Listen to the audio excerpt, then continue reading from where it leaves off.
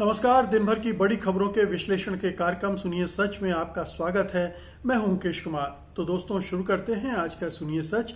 आज की खास खबरों पर नजर डालते हुए, किसानों ने बंगाल में फूंका बिगुल, बीजेपी को वोट नहीं का दिया नारा। दुर्देश के बाद रियाज का आया वीडियो, योगी सरकार की उड़ी खिल्ली। शोध ने बताया कि दलितों के साथ भर्ती प्रक्रिया में होता है भेदभाव।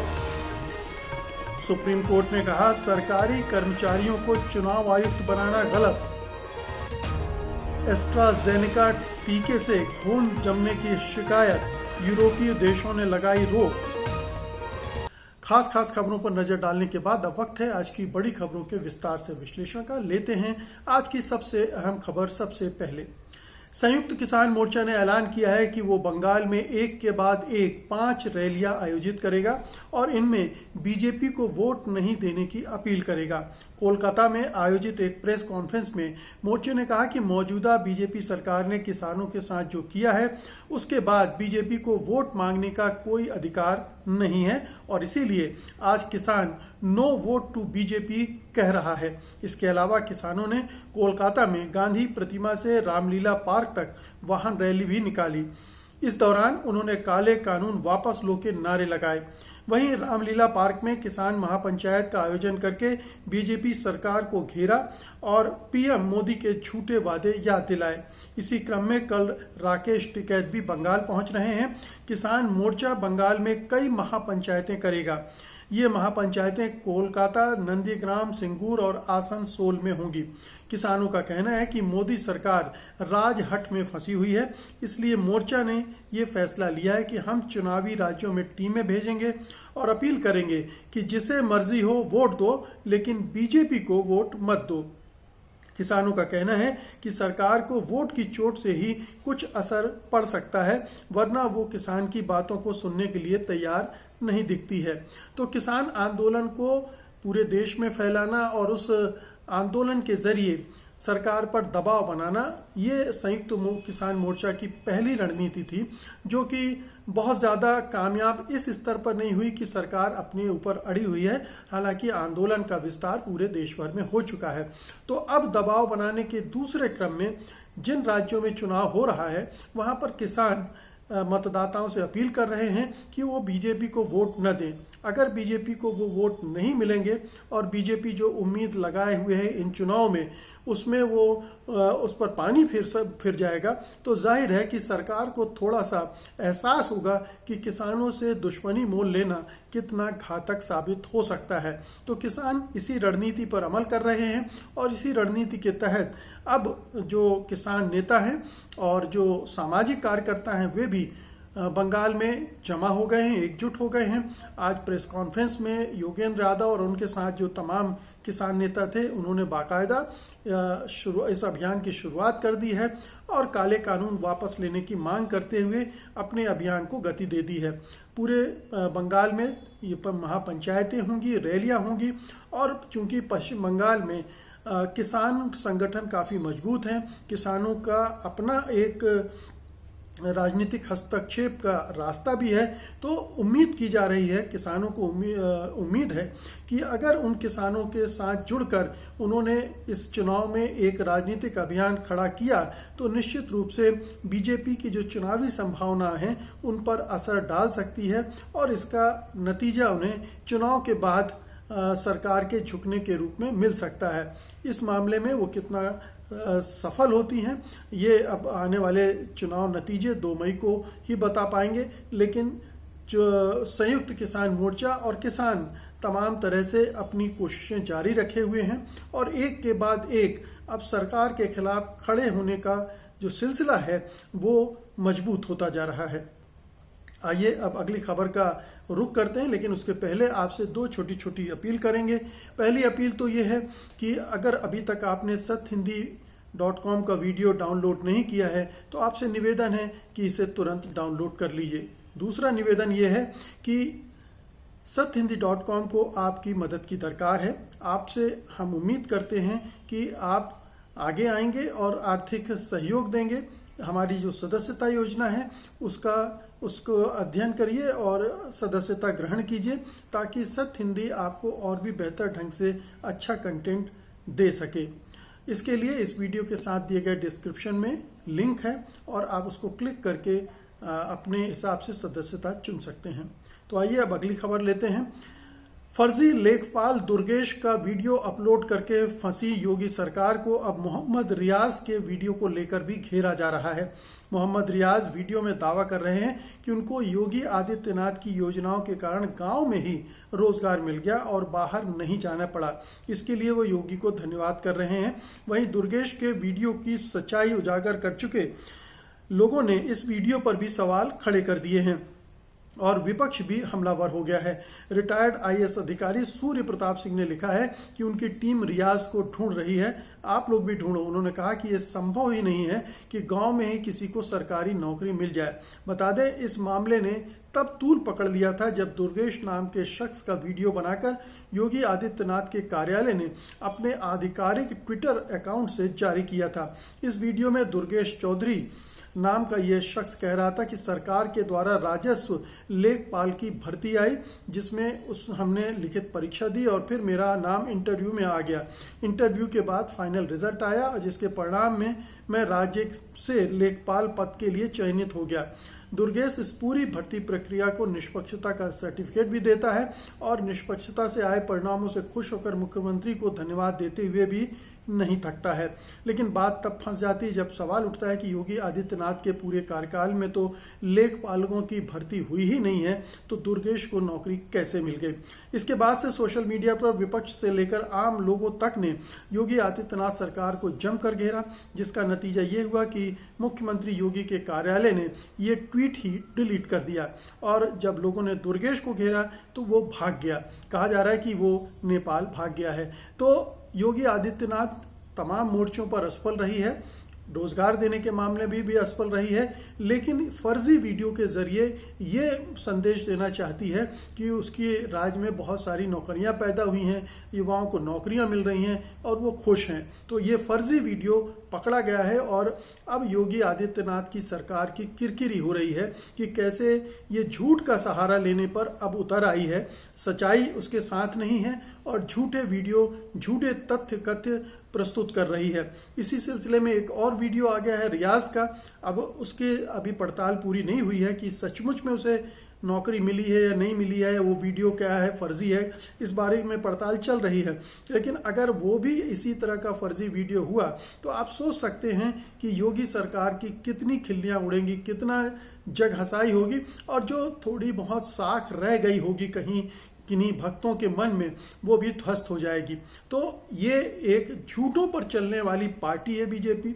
संघ परिवार झूठ से अपनी राजनीति करता है और उनके नेता भी झूठ बोलने में सिद्धस्त होते हैं। झूठ फैलाकर फेक न्यूज़, फेक वीडियो, इन सब से अपनी राजनीति को आगे बढ़ाते हैं। लेकिन कहा जाता है कि झूठ के पांव नहीं होते, तो कहीं ना कहीं उसकी पोल खुली जाती है, जैसे कि दुर्गेश के मामले में खुली और रियाज के मामलों में खुलने वाली है, खुल सकती है। और भी ऐसे बहुत सारे झूठ गढ़े जा रहे होंगे योगी सरकार की तरफ से, जिनकी पोल पट्टी समय आते ही खुलने वाली होगी और खुलेगी। और चूंकि ये चुनाव का साल है तो ये तमाम जब सच लोगों के सामने आएंगे तो ये बहुत भारी पड़ने वाला है योगी सरकार के लिए। अगली खबर लेते हैं। भारत सरकार को सौंपी गई एक रिपोर्ट में कहा गया है कि भारत में नौकरियों के चयन में दलितों के साथ भेदभाव किया जाता है। इसमें सिविल सेवा परीक्षा को लेकर कहा गया है कि अगर इसकी पूरी भर्ती प्रक्रिया में अभ्यर्थी का उपनाम छुपा दिया जाए तो दलित अधिक साक्षात्कार पास कर पाएंगे। रिपोर्ट में कहा गया कि भारत के 90% उपनामों से जाति का बोध होता है और जब दलित अभ्यर्थी साक्षात्कार में जाता है तो इसके आधार पर उसके साथ भेदभाव भी किया जाता है। साक्षात्कार की बात इसलिए की गई है क्योंकि इससे पहले लिखित परीक्षा में नाम की आवश्यकता नहीं पड़ती है। जो कॉपियां होती हैं उनमें नाम नहीं होते, रोल नंबर होते हैं, इसलिए जो कैंडिडेट होते हैं उनकी जाति का पता नहीं चलता है। साक्षात्कार में ही नामों का पता चलता है, क्योंकि उसके पूरे डिटेल जो इंटरव्यू पैनल होता है उनके पास होते हैं, और जो कैंडिडेट आता है उससे भी नाम पूछा जा सकता है। बता दें, सरकार के आदेश के बाद Dalit Indian chamber of commerce and industry, जिसको डिक्की भी कहा जाता है, कि एक शोध विंग ने ये रिपोर्ट तैयार की है। सरकार के सामाजिक न्याय और अधिकारिता मंत्रालय ने इससे भारतीय समाज में दलितों की स्थिति का मूल्यांकन करने के लिए कहा था। रिपोर्ट में सरकार को सुझाव दिया गया है कि अगर ये उपनाम पूरी भर्ती प्रक्रिया के तहत गोपनीय रखे जाएंगे तो दलित अधिक नौकरियां प्राप्त कर सकते हैं। रिपोर्ट में कहा गया कि दलित लिखित परीक्षा पास तो कर लेते हैं, लेकिन जब साक्षात्कार में उनका पूरा नाम पूछा जाता है तो वहाँ पर वो रह जाते हैं, क्योंकि जो इंटरव्यू पैनल में लोग होते हैं वो आमतौर पर ऊंची जातियों के होते हैं और उनके अपने पूर्वाग्रह होते हैं, दुराग्रह होते हैं, और वो नीची जातियों को इन ऊंची जो नौकरियों में लाना पसंद नहीं करते हैं। तो रिपोर्ट में कहा गया कि कॉपी जांचने वाले परीक्षक को जातियां नहीं बताई जाती, इसलिए दलित भेदभाव वहाँ से बच जाते हैं, लेकिन जब इंटरव्यू की बारी आती है तो वहाँ उनका रिजेक्ट होना एक तरह से तय हो जाता है। तो ये पूरी जो न केवल ये सिविल परीक्षा की बात की गई है, लेकिन हिंदुस्तान में तमाम नौकरियों में, चाहे यूनिवर्सिटी की नौकरी हो, स्कूल कॉलेज की नौकरियां हो या प्रशासनिक अमले की नौकरियां हो, हर जगह इंटरव्यू, साक्षात्कार, हर स्तर पर उनके साथ भेदभाव बढ़ता जाता है, क्योंकि जो बड़े पदों पर बैठे लोग हैं आमतौर पर वहाँ पर ऊंची जातियों के लोग काबिज हैं, वही इंटरव्यू लेने आते हैं, और इंटरव्यू में वो या तो अपनी जातियों के या फिर उच्च जातियों के लोगों को चुनते हैं, क्योंकि निचली जातियों के, नीची कही जाने वाली जातियों के प्रति उनके अंदर दुराग्रह भरे होते हैं और वो नहीं चाहते कि वो आकर आगे चलकर उनके ऊपर बैठ जाएं, तो वो उनको वहीं से काटना शुरू कर देते हैं। और ये पूरे तंत्र में जमा हुआ है, क्योंकि हिंदू समाज की जाति व्यवस्था एक ऐसी बीमारी है जिसने पूरे समाज को रुग्ण कर दिया है। पूरे समाज को कई जातियों में बांटकर, खंड खंड बांटकर भेदभावपूर्ण अवस्था है, अन्यायपूर्ण व्यवस्था है, और इसकी वजह से आज ही नहीं, हजारों सैकड़ों सालों से वो इस भेदभावपूर्ण व्यवस्था का दंश भुगत रहे हैं। और ये इसको रोका जाना चाहिए। ये नाम अगर छिपा दिए जाएं बहुत सारे इंटरव्यूज़ में और इस तरह की चयन प्रक्रियाओं में, तो शायद दलितों के प्रति जो भेदभाव बड़े स्तर पर होता है वो कम हो जाएगा और उनको अपनी प्रतिभा के अनुसार नौकरियां मिलने में सुविधा होगी। अगली खबर लेते हैं। सुप्रीम कोर्ट ने शुक्रवार को एक अहम आदेश में कहा है कि केंद्र या राज्य सरकार में कार्यरत किसी भी कर्मचारी को चुनाव आयुक्त नहीं नियुक्त किया जा सकता। अदालत ने कहा कि ऐसा देश भर में कहीं भी नहीं किया जा सकता। शीर्ष अदालत ने यह आदेश इस मंशा से दिया है कि चुनाव आयुक्त पूरी तरह आजाद होकर काम कर सके। अदालत ने अपने आदेश में कहा है कि लोकतंत्र में चुनाव आयोग की आजादी से कोई समझौता नहीं किया जा सकता है और किसी सरकारी अफसर को राज्य के चुनाव आयुक्त का अतिरिक्त कार्यभार सौंपना संविधान का मखौल उड़ाना है। बेंच ने स्पष्ट रूप से कहा कि चुनाव आयुक्त स्वतंत्र व्यक्ति होने चाहिए और ऐसा कोई भी शख्स जो राज्य या केंद्र सरकार के किसी लाभ के पद पर हो उसे चुनाव आयुक्त के रूप में नियुक्त किया जा सकता है। गोवा सरकार ने पिछले साल अपने कानूनी महकमे के सचिव को राज्य में नगर पालिका परिषद के चुनाव कराने के लिए राज्य का चुनाव आयुक्त नियुक्त कर दिया था। सचिव को यह जिम्मेदारी अतिरिक्त रूप से दी गई थी। मामले में सुनवाई करते हुए बेंच ने कहा कि यह स्थिति निराशाजनक है। बेंच ने गोवा सरकार को इसके लिए डांट भी लगाई। गोवा सरकार ने राज्य की हाई कोर्ट के इस आदेश को सुप्रीम कोर्ट में चुनौती दी थी, जिसमें हाई कोर्ट ने 5 नगर पालिकाओं में कराए गए चुनावों को रद्द कर दिया था। इसके पीछे कारण यह था कि कानून के मुताबिक महिलाओं के लिए वार्ड्स को आरक्षित नहीं किया गया था।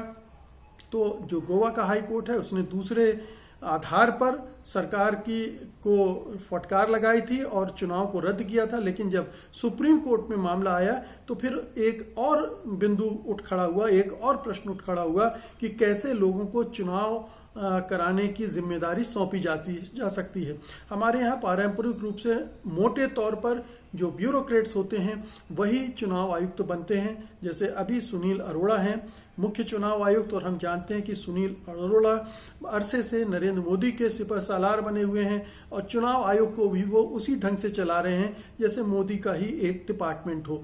तो ऐसे लोग अगर इस पद पर बैठते हैं जिनके पास निष्पक्ष ढंग से काम करने की दृष्टि नहीं होती, रीढ़ नहीं होती, तो वो जाहिर है कि चुनाव प्रक्रिया को प्रभावित करते हैं, उनको गंदला करते हैं। जैसे कि हम पिछले 5-6 सालों में देख रहे हैं चुनाव प्रक्रिया कितनी गंदला गई है।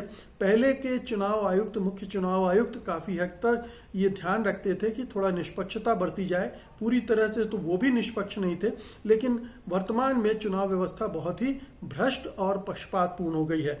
तो सवाल उठता है कि ये जो बिंदु उठाया अदालत ने, इसका हल क्या होगा? कहाँ से आएंगे वो निष्पक्ष लोग जो कि चुनाव करवाएंगे? अगर ब्यूरोक्रेट्स नहीं तो कौन? दूसरे क्या इंडिपेंडेंट लोग ऐसे कौन से मिलेंगे?